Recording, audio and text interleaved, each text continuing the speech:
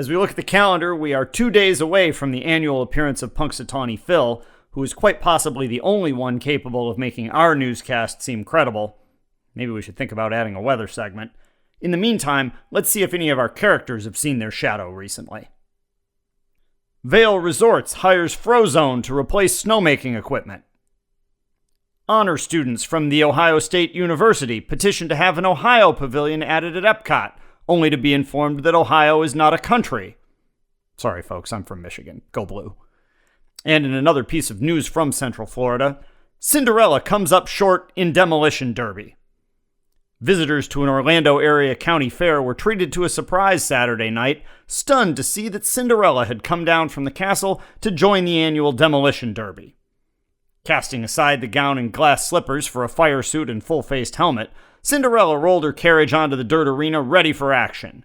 With a ride sporting the words Gusmobile hastily spray-painted below the number 50 on the side, Cinderella delighted the crowd with kamikaze driving, including a signature whip-cracking collision that wiped out 2 Yugos and a converted school bus in one maneuver.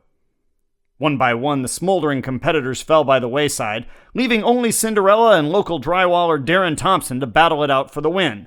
But as they drove head-on towards a decisive collision, the clock struck 12 and Cinderella's carriage exploded into a massive pile of pumpkin pieces.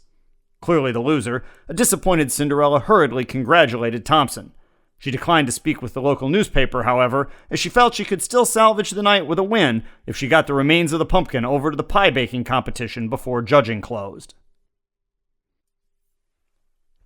If you've been listening to this show for 46 episodes, my guess is you're ready for a drink. Now, this might not be the most reputable place, but head to the Wizarding World, and I think they can quench your thirst.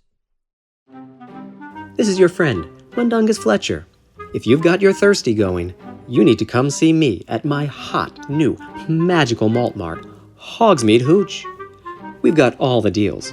It's a 30-pack of butterbeer, on sale today for 4 sickles. A 5th of Polyjuice Potion, just galleon on 9. We've got a whole shipment of unicorn blood coming in on the truck on Thursday. It's gonna be... Wait. It's reserved? Who reserved it? No, who? Just tell me who. Tell me the guy's name. What do you mean you can't tell me he has a name. Why can't you say his name? What do you mean no one can say it? He has to... Wait, doesn't he have a mom? He doesn't... Okay, then tell me his name.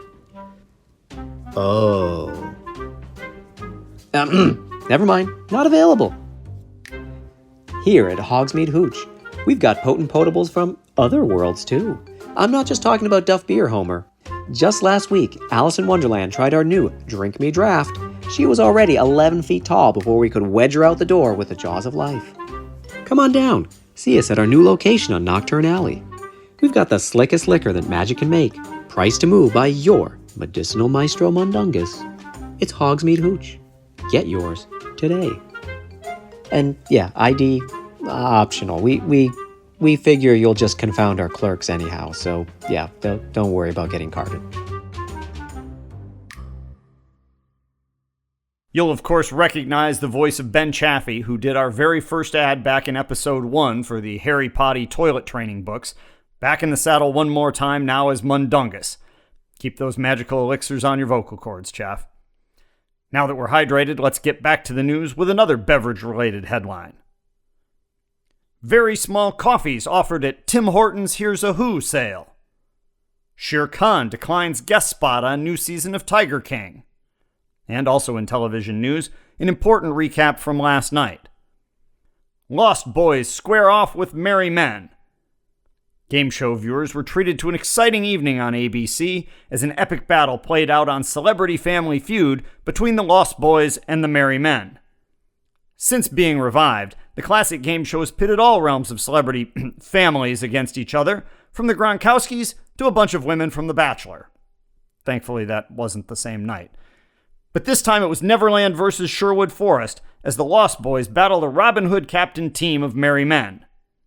Tension ran high from the start, including a sword fight between Peter Pan and Rufio over who got to buzz in on the first question.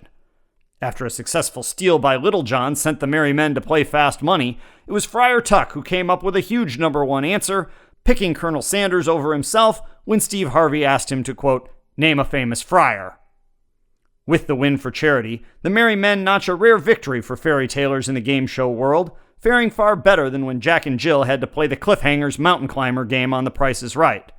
Also unsuccessful was the Boy Who Cried Wolf's visit to Press Your Luck, where he learned that one more time is no more effective against the whammy than it is in summoning people to help your sheep.